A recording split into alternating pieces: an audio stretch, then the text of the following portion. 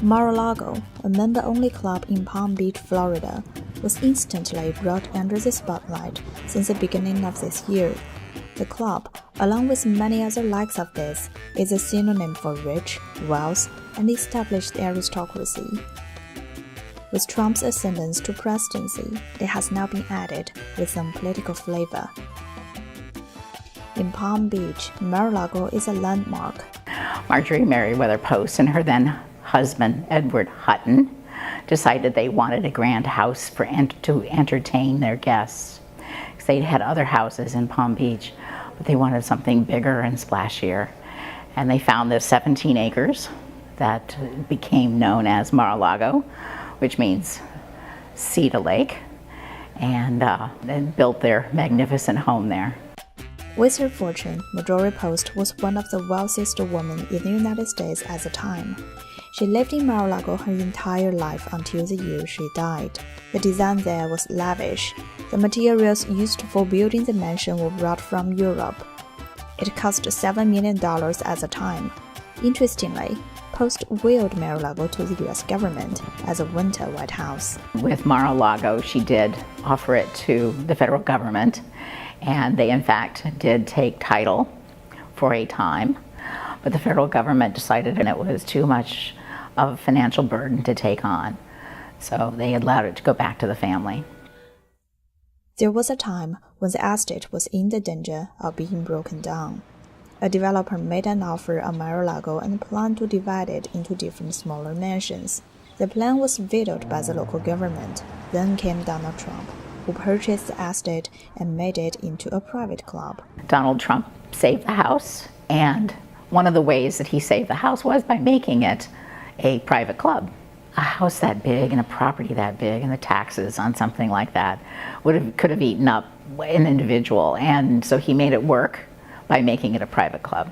Oh, it is really a beautiful palace. It's a wonderful, That's why President Trump has really won the respect, is because he really, everyone knows that he has a big passion for Mar-a-Lago.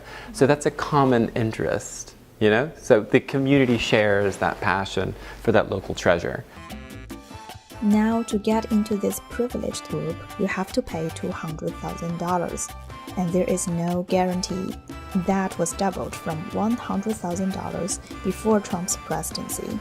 Trump has made several changes to the estate, but other aspects of the club are still the way they were almost 100 years ago, as with other clubs on the Palm Beach Island.